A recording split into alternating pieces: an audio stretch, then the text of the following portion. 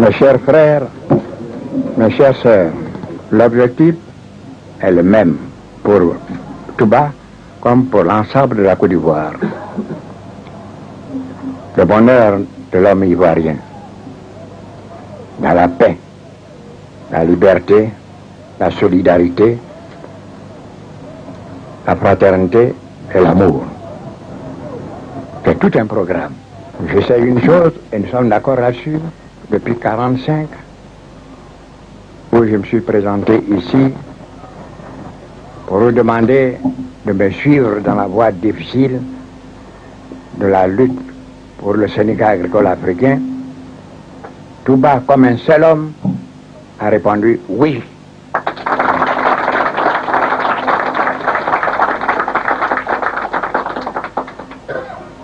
Sa fidélité demeure, fidélité au pays, au parti et à ma modeste personne.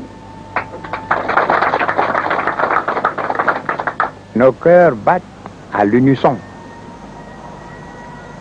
Ce que vous souhaitez, je le souhaite. Pour vous, ce que vous souhaitez, je recherche les moyens de réaliser vos souhaits.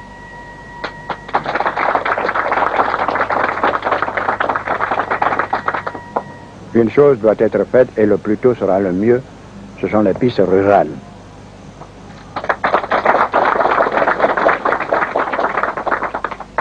Des ponts en dur pour permettre le passage toute l'année sur ces pistes.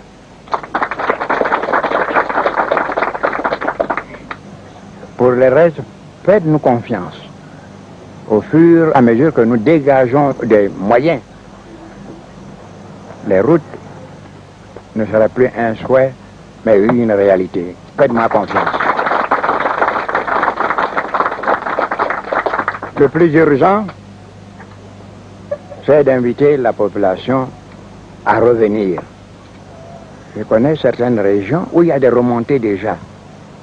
Les gens quittent la côte pour rejoindre leur pays. La région de Korogo, par exemple, c'est la région de Korogo qui fournissait beaucoup de main-d'œuvre à la côte, s'est arrêtée. Ils restent sur place, ils travaillent. Les jeunes, de plus en plus, restent. Vous m'avez parlé d'un lycée. Pour Touba, comme pour tout, la Côte d'Ivoire, je veux que les enfants obtiennent le certificat d'études dans le village. Et qu'à quelques 25, 30, 40 km, tout au plus, il y ait un lycée ou un collège pour les recevoir. Ainsi, ils seront davantage attachés au terroir. Et c'est très bien pour tout le monde.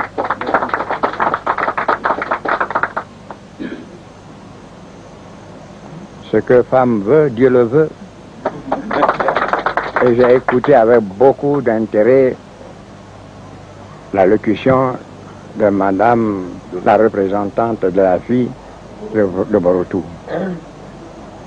Nous avons pris son discours, nous allons examiner. Elle a, en femme responsable, elle a dit des choses très sensées. Nous nous attacherons de leur donner satisfaction à toutes les femmes.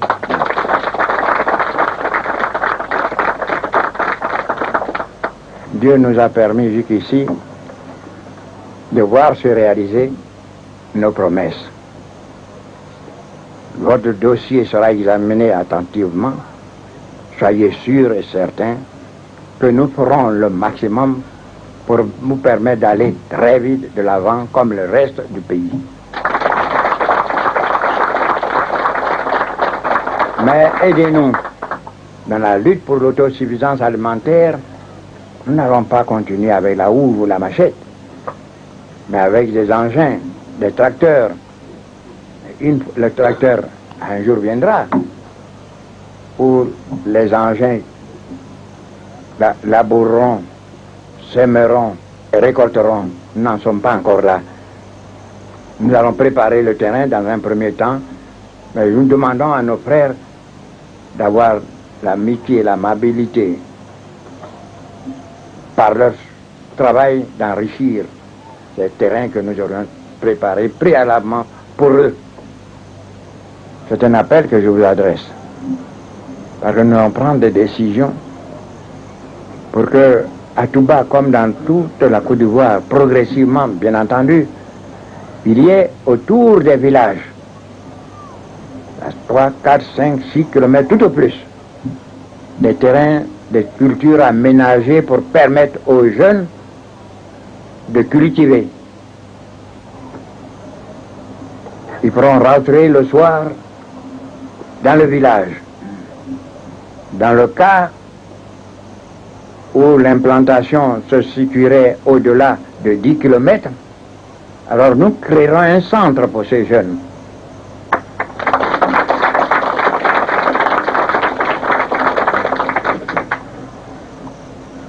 Je crois que sur ces bases-là, la Côte d'Ivoire peut dépasser très rapidement l'autosuffisance alimentaire pour se tourner vers l'exportation de nos produits à d'autres régions d'Afrique ou même du monde qui en ont le plus besoin. Je compte beaucoup sur vous, vous les cadres, pour que vous vous préparez à cette bataille-là. Le préalable, je n'insisterai pas, vous l'avez déjà réalisé à Touba et j'en suis très heureux et très fier. Le préalable, c'est la paix.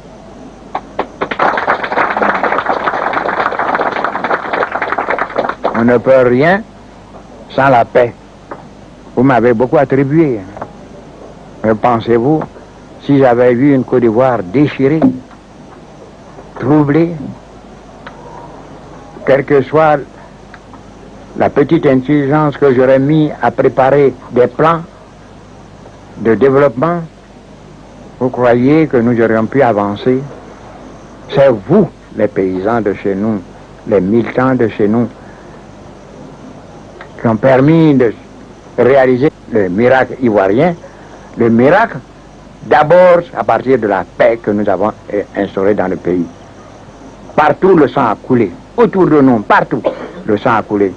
Ce que je demande au pays, ce ne sont pas des larmes, ce ne sont pas de sang, c'est la sueur pour mouiller notre sol, parce que cette sueur est fécondante. C'est le travail que nous vous demandons. Et vous ne vous déroberez pas, j'en suis certain, à ce travail qui est notre chance pour une vie digne d'être vécue.